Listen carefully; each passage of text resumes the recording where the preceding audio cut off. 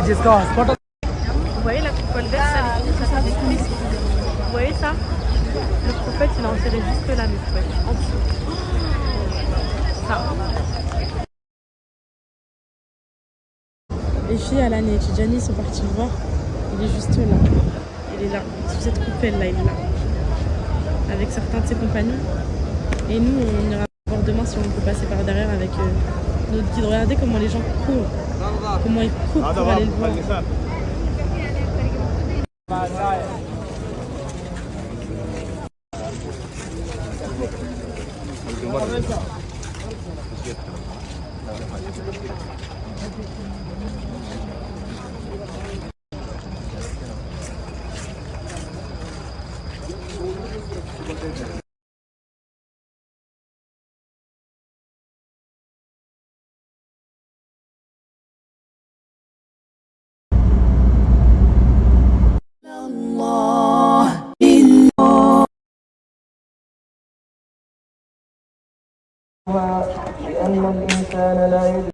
Ici, là, on est à Uhud, la montagne de Uhud que vous voyez là.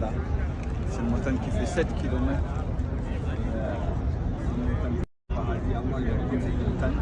Il va la mettre au paradis. Et un jour, le prophète sallallahu alayhi wa sallam, il marchait dessus. Et il était avec Abu Bakr et Omar et Othman. Et elle a bougé. Et il lui a dit, il l'a tapé. Le prophète sallallahu alayhi wa sallam, il la tape avec son pied. Et il lui a dit, accroche-toi. Sur toi, il y a un prophète, un martyr. Il y a un prophète, un véridique et 2 martyrs. Ça veut dire que c'était le prophèt sallallahu alayhi wa sallam, il y a Abu Bakr, le véridique, et les 2 martyrs, c'était Omar et Othman. Cette montagne, elle a beaucoup de valeur dans l'islam. C'est une montagne qu'on aime et elle nous aime. Il y a un hadith qui dit comme quoi celui qui fait la salat al-janaza, il gagne une montagne de Uhud ou 2 montagnes de Uhud en hasanat, en or. Ça veut dire c'est comme s'il avait tout ça en or et il donnait et en échange il avait des hasanat. Tu fais ça al-janaza, c'est ça. Voilà, c'est bon.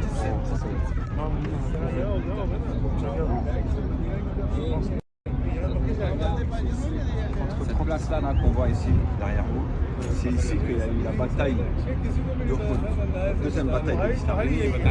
La première bataille de l'islam, c'était Badr. La bataille de Badr, c'était ça la première bataille qu'il y a eu. Les musulmans, ils sont partis de Mecca. Ils ont quitté Mecca pour aller à Médine, parmi eux le prophète sallallahu alayhi wa sallam et les compagnons. Et les Quraysh, ils avaient réquisitionné tout ce qu'ils avaient comme bien. Ça veut dire qu'ils avaient fait de l'injustice. Alors quand ils ont fait de l'injustice, ils ont ramassé ces biens-là, ils ont fait du commerce avec. Et Abu Sufyan, il a pris ce bien-là, il est parti au Shem, en Syrie, pour faire du commerce. Alors après, les Quraysh, ils ont envoyé Abu Sufyan pour faire du commerce au Shem, en Syrie. Et quand ils sont partis pour faire du commerce, Abu Sufyan, il n'avait pas beaucoup d'hommes, il avait beaucoup de chevaux et beaucoup de chameaux. Il a fait du commerce en Shem.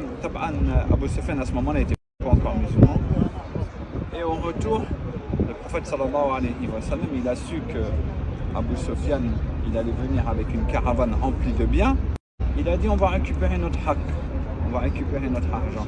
Eh, vous écoutez, vous venez là. Il a dit, on va récupérer notre argent. Alors, après, le prophète, il a dit aux Sahaba, parmi eux les Ansar et les Muhajirin, il a dit, qui parmi vous est prêt pour aller récupérer une caravane? Ils ont dit, on est prêt. Pour eux, c'était simple, c'était une caravane à aller chercher.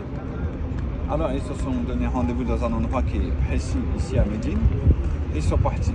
Quand ils sont partis, Abu Sufyan, il a entendu ici à Médine. Et ils sont partis. Quand ils sont partis, Abu Sufyan, il a entendu qu'eux, ils arrivaient. Ils étaient à peu près 313 personnes, les musulmans. Et Abu Sufyan, il a entendu que les musulmans, ils arrivaient. Il a dit, si les musulmans, ils arrivent, ils vont tout nous prendre. Il faut prévenir les Quraysh. Alors, il a envoyé une lettre aux Quraysh. Il a dit, venez vite si vous voulez protéger vos biens, venez nous aider parce qu'il y a 300, il y a Mohammed sallallahu alayhi wa sallam et ces hommes qui vont venir tout récupérer. Alors, le prophète sallallahu alayhi wa sallam, quand il était en route, lui il a su ça. Il a su qu'eux ils ont envoyé une lettre. Parce qu'en fait, quand ils ont envoyé la lettre, les Quraysh, ils ont reçu cette lettre, ils ont rassemblé leur armée. ils ont rassemblé 1200 personnes. Ils ont dit de chaque maison, il faut qu'un y parte. Même celui qui ne peut pas partir, il envoie quelqu'un. Donc eux, ils se sont trouvés, ils se sont rassemblés à 1200 personnes, les gens de la Mecque, les collèges. Donc le prophète sallallahu alayhi wa sallam, il a su ça.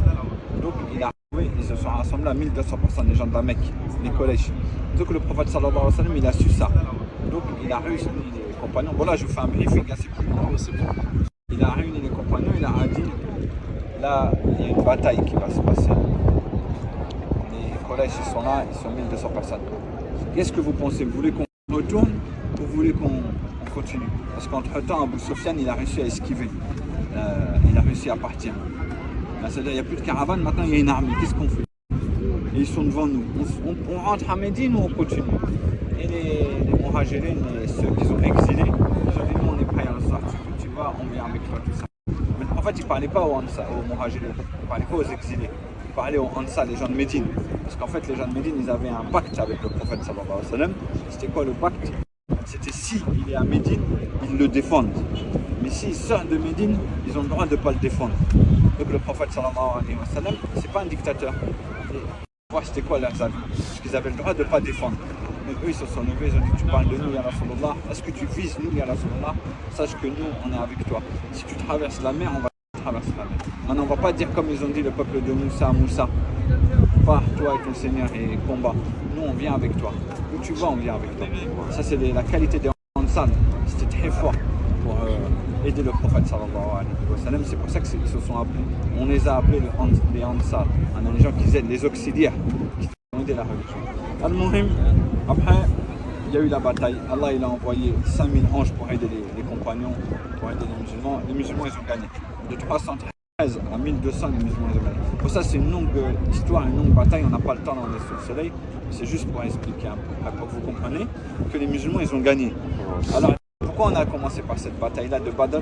C'est pour faire montrer que quand les musulmans, ils ont gagné, les Quraysh, ils ont voulu se venger. Les Quraysh, ils avaient ça dans le cœur, tu vois. Il y avait 200 les musulmans, ils ont gagné. Pour ça, c'est une longue histoire, une longue bataille. On n'a pas le temps d'en laisser au soleil. C'est juste pour expliquer un peu, pour que vous compreniez que les musulmans, ils ont gagné. Alors, pourquoi on a commencé par cette bataille-là de Badr? C'est pour faire montrer que quand les musulmans, ils ont gagné, les Quraysh, ils ont voulu se venger. Les Quraysh, ils avaient ça dans le cœur, tu vois. Elle a eu son père, son oncle, son frère qui est mort. Elle a voulu se venger, elle a voulu tuer Hamza. Et tous, ils ont voulu se venger. C'est comme s'il y avait 1-0.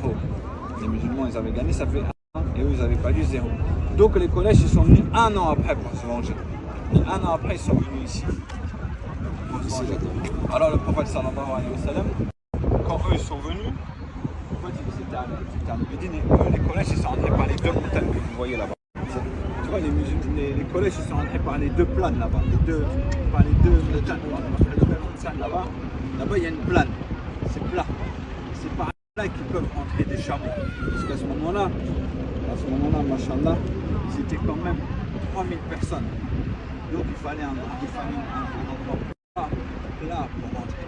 Donc ils sont rentrés par là-bas. Les musulmans, ils sont venus par le Masjid al-Nabawi, qu'on voit là-bas, là. Ils sont venus par là. Les musulmans, quand ils sont partis, ils étaient... Alors le prophète sallallahu alayhi wa sallam, il est arrivé ici avant qu'eux ils arrivent. Alors à savoir que le prophète sallallahu alayhi wa sallam, il ne voulait pas sortir de Médine. Il voulait rester à Médine, il voulait combattre à Médine. Mais les jeunes, ils ont dit non, ya Rasulallah, venons, on sort dehors, viens, on sort dehors, on va les accueillir dehors, viens. Le prophète, il a dit d'accord, venons, on va dehors. Après, quand ils sont sortis en août, ils ont dit ah, mais le prophète, il voulait rester et nous, on a voulu sortir. Pourquoi on a voulu sortir? C'est mieux qu'on reste. Ce qu'il a dit le prophète, c'est mieux. Alors ils sont partis le voir, les jeunes, c'était des jeunes. Hein. Ils ont dit ya Rasulallah, je pense que tu as raison, viens, on reste à Médine. On les accueille à Médine. Le prophète, il a dit non, ça y est, j'ai mis mon armure, je ne peux plus l'enlever. Il ne peut pas un prophète, il met une armure, après il l'enlève. Sinon, ça veut dire qu'il a peur. Il a dit on y va. Alors le prophète sallallahu alayhi wa sallam, il est arrivé ici avec son armée. Et eux, ils étaient opprimés dans l'affaire, parce que eux, ils étaient tranquilles chez eux. Et on est venu les attaquer. En fait, il faut savoir ça, que le prophète sallallahu alayhi wa sallam, c'était pas l'agressé. C'était pas l'agresseur, c'était l'agressé. Ça veut dire qu'il était opprimé. Le prophète sallallahu alayhi wa sallam, c'est la montagne à droite, ça veut dire qu'il allait à droite. Et là, cette colline-là, là, qu'on voit dessus à gauche. Et là, a dit, ne descendez pas, même si vous voulez, les corbeaux, ils nous mangent. Vous voyez, les corbeaux nous mangent. Pourquoi? Parce qu'en mettant 50 archers en haut, il a protégé ses arrières. Au cas où les collèges ils font le tour, ils sont arrêtés par les archers. Et ici, là, dans cette zone-là, il y a eu la bataille. Les musulmans, alhamdoulilah, ils ont gagné directement. Quand les musulmans ils ont gagné, les collèges se sont sauvés. Et les musulmans ils ont commencé à ramasser ce que les collèges ils avaient jeté. Ils ont commencé à ramasser. Eux en haut, quand ils ont vu que ça, ils ramassaient le butin qu'il y avait par terre, ils ont dit ça y est, la bataille elle est finie. Le responsable il a dit non, la bataille n'est pas finie, restez. Et eux ils ont dit non, le prophète il a dit qu'on reste. Le prophète il a dit qu'on doit rester sur la montagne, la colline. Mais eux ils ont dit non, le prophète il parlait. Le prophète il a dit qu'on doit rester sur la montagne. Les 12 qui sont restés en haut. Quand les 38 ils sont descendus, ils sont venus ici avec les autres, le reste de leurs compagnons pour ramasser. Khalid ibn Walid il a fait le tour. En faisant le tour, il a fait le tour, il est passé par là, il est passé par là, il est passé par là, il a fait le tour. Il est venu par derrière eux. Il est venu par derrière, il les a attaqués. La première personne qui a été tuée, c'est Mus'ab ibn Umayr. C'est lui qui a été tué le premier. Ils ont tué Mus'ab ibn Umayr. Donc, Mus'ab ibn Umayr, il avait l'étendard. Donc, quand ils l'ont tué, son étendard, il est tombé par terre. Quand il est tombé, son étendard, après les musulmans, ils ont été pris par derrière. Donc, ils ont été pris au piège, quoi. Ça veut dire, ils ne se comprenaient plus rien. Des gens qui nous attaquent par derrière, comme on dit. Ça veut dire, ils ont été pris au piège. Et après, les musulmans, quand ils ont été pris au piège, le prophète sallallahu alayhi wa sallam, lui, il s'est un peu écarté pour faire montrer qu'il était vivant. Pourquoi? Parce qu'au même moment, il y a le shaitan qui est monté en haut de la colline et qui a dit le prophète il est mort, le prophète il est mort. Pourquoi? Il a voulu déstabiliser les musulmans. Parce que les musulmans, quand ils ont vu que Hamza il est mort et que le prophète il est mort, c'était une déstabilisation pour eux. C'est-à-dire qu'ils ne comprenaient plus rien. Donc le prophète il s'est écarté pour faire montrer qu'il était vivant. Et après, autour de lui, il y avait le prophète quand il s'est retourné, il s'est démarqué pour faire montrer qu'il était musulman. Il s'est reculé en se reculant. Il y a eu un trou. Il y a quelqu'un qui a fait un trou.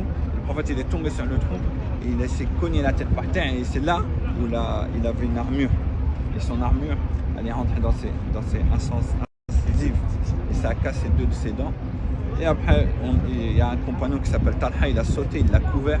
Et il a ramassé le prophète Hassan, le prophète s'est relevé, ils sont montés. Et que le prophète il est mort, c'était une déstabilisation pour eux. Le prophète Hassan, quand il s'est retourné, il s'est démarqué pour faire montrer qu'il était musulman, tombé sur le tronc et il s'est cogné la tête par terre. Et c'est là, 2 de ses dents. Et après, je vous ai fait un résumé vite.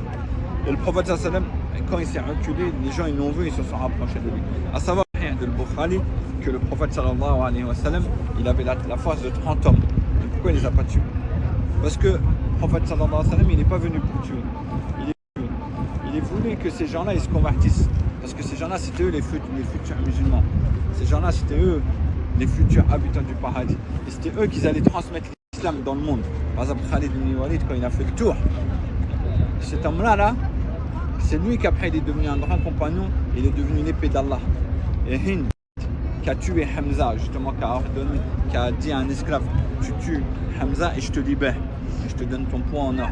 Cette femme-là qui a ordonné de tuer Hamza, elle a ordonné à un esclave qui s'appelait Wahsh. Et bien cette femme-là, Hind, elle s'est convertie à l'islam après. Et Abu Sufyan, il s'est converti à l'islam. Et Hind et Wahsh, en fait, le prophète sallallahu alayhi wa sallam, il a dit, le prophète sallallahu il a dit aux archers de ne pas descendre de la montagne. Même si vous voyez les corbeaux, ils nous mangent. Mais eux, ils sont descendus. Ça veut dire qu'ils ont une mauvaise compréhension. On ne va pas dire qu'ils ont désobéi, mais on va dire qu'ils ont une mauvaise compréhension. Et 38 d'entre eux, ils sont descendus. À cause qu'ils sont descendus, les musulmans, ils ont perdu la bataille. Alors, c'est quoi la morale de l'histoire là? C'est que nous, en tant que musulmans, tant qu'on va pratiquer la sunna du prophète sallallahu alayhi wa sallam, tant qu'on va pratiquer les ordres d'Allah et la sunna du prophète sallallahu alayhi wa sallam, on va réussir. Mais quand on se dévie du Coran, on se dévie de la sunna, des ordres du prophète sallallahu alayhi wa sallam, alors on perd. Comme eux, ils ont perdu. Ça, c'est la morale de cette bataille. C'est pour ça que les compagnons dans cette bataille-là, ils ont gagné la valeur de Mohammed Rasulullah, la valeur du prophète sallallahu alayhi wa sallam. Que ce qu'il dit le prophète, si on le fait, on gagne. Et si on ne le fait pas, on perd. Et ça, c'est comme ça dans notre vie. Si on fait comme le prophète sallallahu alayhi wa sallam, il a dit, on va gagner. Mais si on fait comme on veut nous, comme il veut notre nefs, comme il veut notre pote, c'est lui qui le sort lui-même, le chauffeur. C'est lui qui le sort lui-même. Moi, lui, il avait pas la maison. Lui-même, il le sort lui-même. رجال الكبور من المسلمين والمؤمنين كنتم السابقون. Vous savez là on est où mes poupettes? On est à la première mosquée où le prophète a prié. Bien évidemment, elle a été refaite, mais voilà, on est là. Il y a une citation sur le mur de la mosquée qui dit que une prière dans cette mosquée équivaut à une umrah, à la même récompense qu'une umrah. Donc voilà, on va aller prier ici tranquillement, Inch'Allah, et voilà.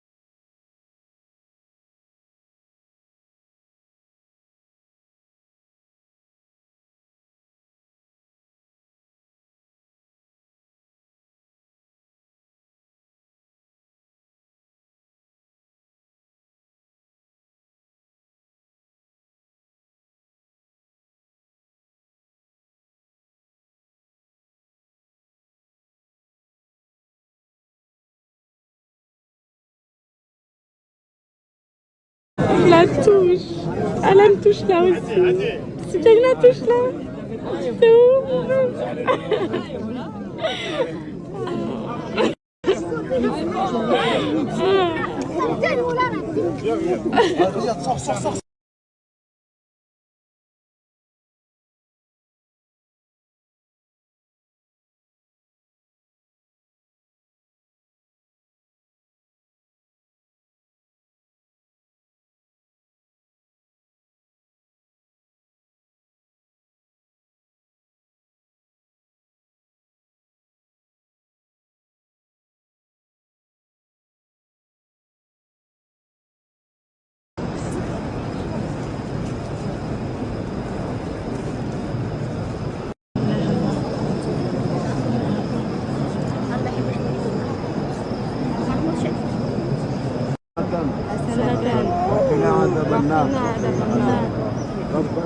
ربنا آتنا في الدنيا حسنة وفي الآخرة